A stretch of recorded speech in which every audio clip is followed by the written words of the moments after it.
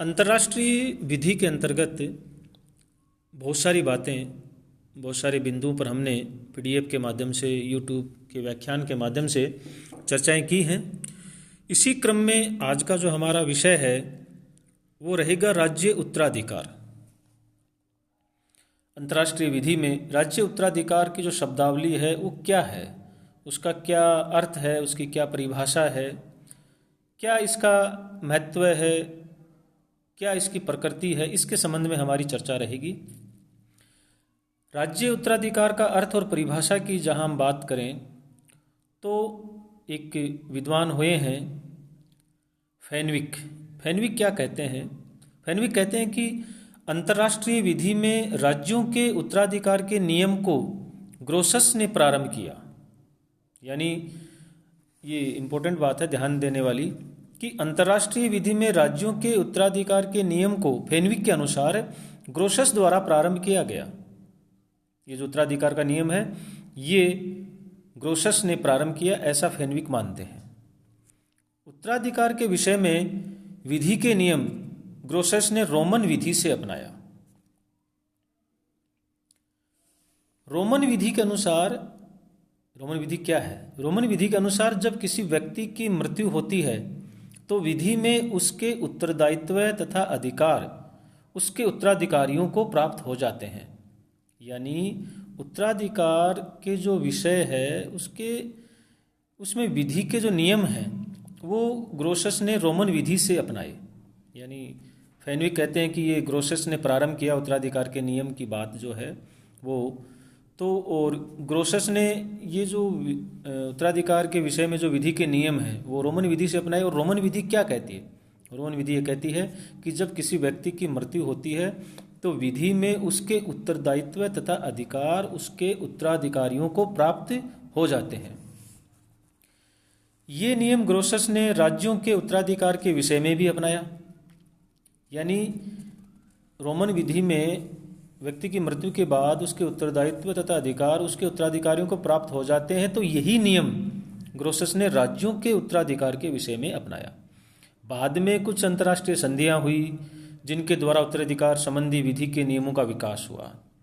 यहाँ professor Oppenheim कहते हैं, अंतर्राष्ट्रीय व्यक्तियों का उत्तरदायित्व तब होता है जब एक या एक से अधिक अंतर्राष्ट्रीय व्यक्ति, यहाँ अंतर्राष्ट्रीय व्यक्ति का अर्थ राज्य से है, एक या एक से अधिक अंतर्राष्ट्रीय व्यक्ति अर्थात राज्य एक अन्य अंतर्राष्ट्रीय व्यक्ति का स्थान कुछ परिवर्तनों के फलस्वरूप ग्रहण कर लेते हैं।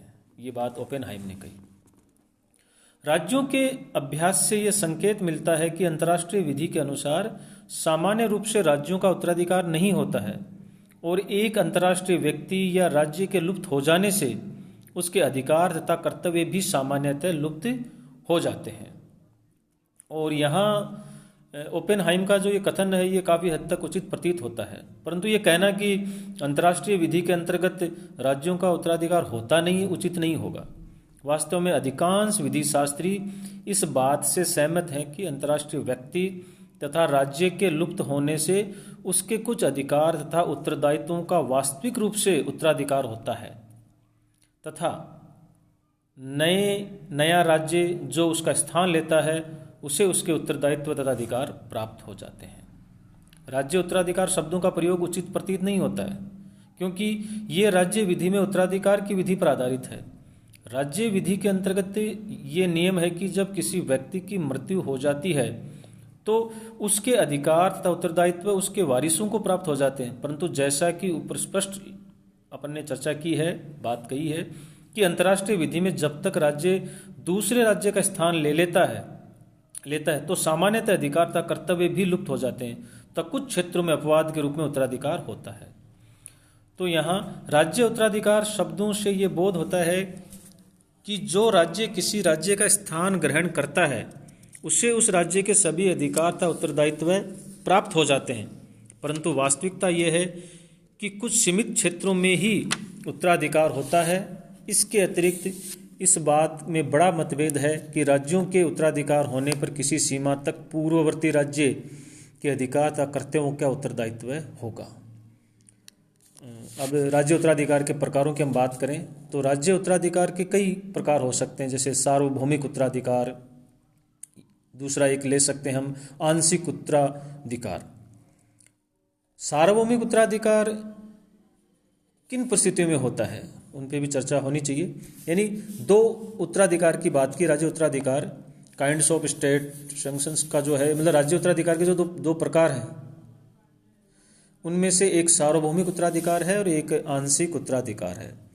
सार्वभौमिक उत्तराधिकार किन परिस्थितियों में होता है, जैसे जब एक राज्य दूसरे राज्य को पूर्ण रूपेण से ले ले या अपने में मिला ले, चाहे स्वेच्छा से अथवा विजय द्वारा।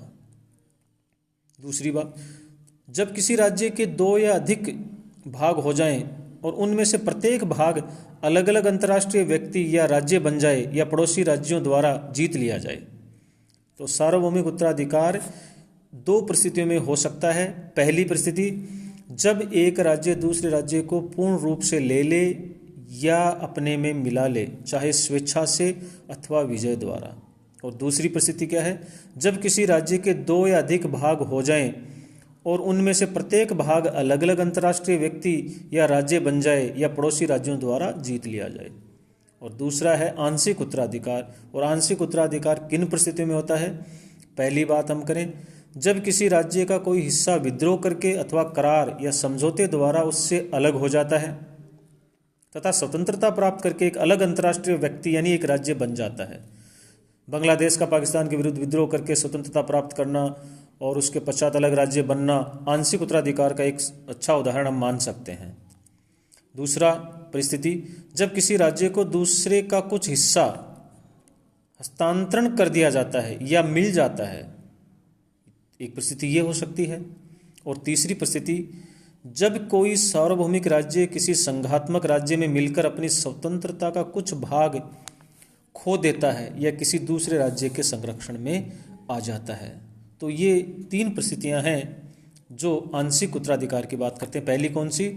जब किसी राज्य का कोई हिस्सा विद्रोह करके अथवा करार या समझौते द्वारा उससे अलग हो जाता है, स्वतंत्रता प्राप्त करके एक अलग अंतर्राष्ट्रीय व्यक्ति यानी एक राज्य बन जाता है। जैसे उदाहरण अपने दिया, पाकिस्तान के विरुद्ध विद्रोह करके बांग्लादेश अलग हुआ, तो वो एक आंशिक उत्तराधिकार का उदाहरण माना जा सकता है। और एक परिस्थिति अपन ने ये बात की थी कि जब किसी राज्य को दूसरे का कुछ हिस्सा स्थानांतरण कर दिया जाए या मिल जाता है तो वो आंशिक उत्तराधिकार की श्रेणी में आता है, परिस्थिति बन जाती है। और एक परिस्थिति ये बनती है कि जब कोई सार्वभौमिक राज्य किसी संघात्मक राज्य में मिलकर अपनी स्वतंत्रता का कुछ भाग खो देता है या किसी दूसरे राज्य के संरक्षण में आ जाता है। तो ये तीन परिस्थितियां हैं जो आंशिक उत्तरदायित्व इन परिस्थितियों में होता है। तो ये राज्य उत्तराधिकार का अर्थ और परिभाषा रही। दूसरा, राज्य उत्तराधिकार के दो प्रकारों पे हमारी चर्चा रही, एक सार्वभौमिक उत्तराधिकार और दूसरा आंशिक उत्तराधिकार। और इसके बाद में राज्यों की निरंतरता का एक सिद्धांत है, राज्य उत्तराधिकार के क्या परिणाम हैं उन पे हमारी चर्चा आगे के भाग में रहेगी। और इसी के साथ धन्यवाद।